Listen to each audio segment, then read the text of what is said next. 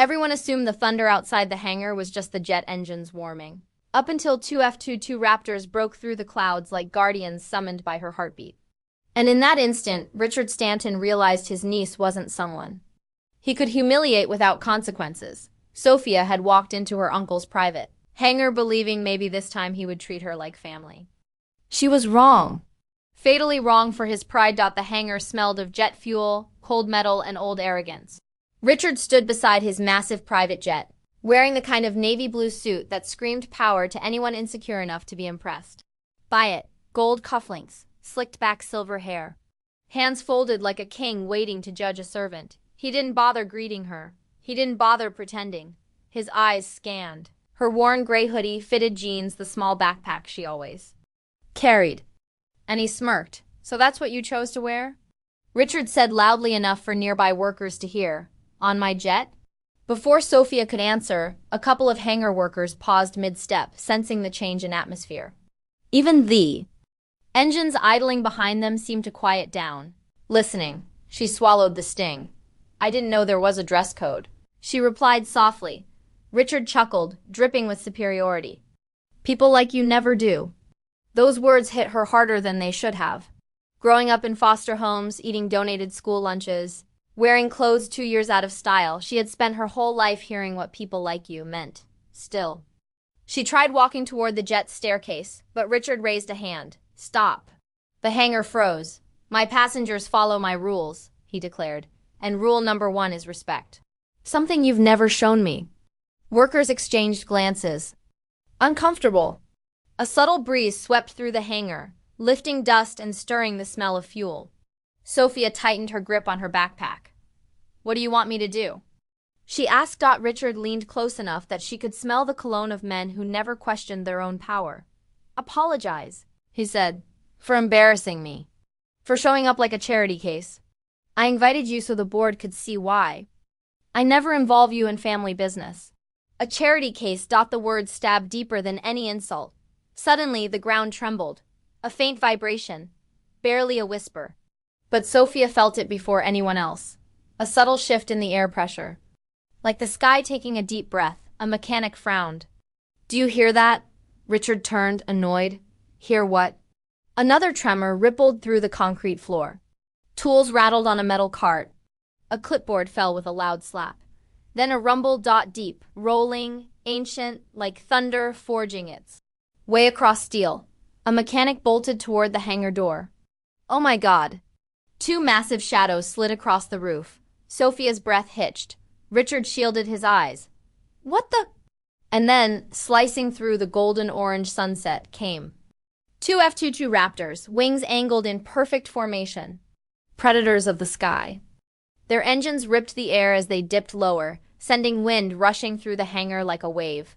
Dust spiraled. Papers flew. Workers scrambled. Sophia stood perfectly still. She knew these aircraft. Or more importantly, she knew the men flying them. Richard stared at her. "What have you done?" But Sophia wasn't looking at him. Her eyes were on the Raptors, because she remembered. 1 year earlier, she had been walking home from a late shift, exhausted but determined to save for nursing school. She witnessed a fiery crash on the highway. A truck overturned, flames licking the sky, fuel spreading like liquid death. Inside the burning vehicle were 2 men. She didn't hesitate. She ran into the fire, pulled them out moments before the truck exploded behind her, sending heat and debris into the sky. Those men weren't random strangers. They were Air National Guard pilots, and they had promised her, "If you ever need us, we'll show up, no matter what." She never believed them. Until now. The Raptors swooped so low the jet wash rippled across the tarmac like an earthquake. Bystanders came rushing out of nearby buildings, phones raised, eyes wide. Are those Raptors escorting someone? Who are they here for? Why would fighters be at a private hangar? The jets hovered, a rare maneuver, directly aligned with the hangar entrance, directly facing Sophia. Richard stumbled backward. This is ridiculous. They can't be for you." A black military SUV sped toward the hangar and skidded to a stop. 2 uniformed pilots jumped out, the same men she had pulled from fire. Their gray flight suits crisp, name tags and patches shining under the sunset glow. Captain Hayes called out, Sophia Turner. She stepped forward, heart pounding like wings inside her chest. Ma'am, Hayes said, voice firm yet warm, we received a priority alert linked to your name. Are you in distress? Someone said you were being threatened. Gasps rippled through the workers. Richard sputtered. Threatened? She's nothing. She's nobody, the captain turned, stone-faced. Sir, you don't know what you're talking about. This woman saved our lives. If she calls, we respond, because courage deserves protection. The entire hangar fell silent, even the jet. Engines seemed to pause, listening. Sophia felt tears prick her eyes, not from sadness, but from something she hadn't felt in years. Worth. The captain stepped closer. Do you need us to escort you? To remove you from this environment? Sophia looked at Richard, his arrogance shattered, his mouth opening but no words coming out. For the first time in her life, she didn't feel small. She didn't feel ashamed. She felt seen. No, she said softly. I just needed to remember. I'm not alone. The pilots nodded respectfully. Then they returned to their Raptors. The fighters roared upward in perfect synchronization, splitting the sky open as the crowd watched, awestruck. Their thunder faded into the horizon, but their message lingered. Richard didn't say another word. Not when she walked past him.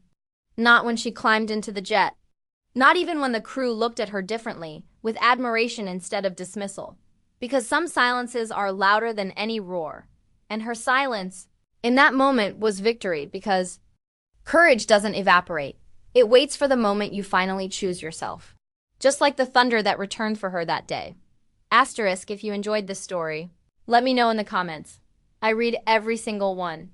And if you'd like more stories like this, make sure to subscribe. Your support means the world.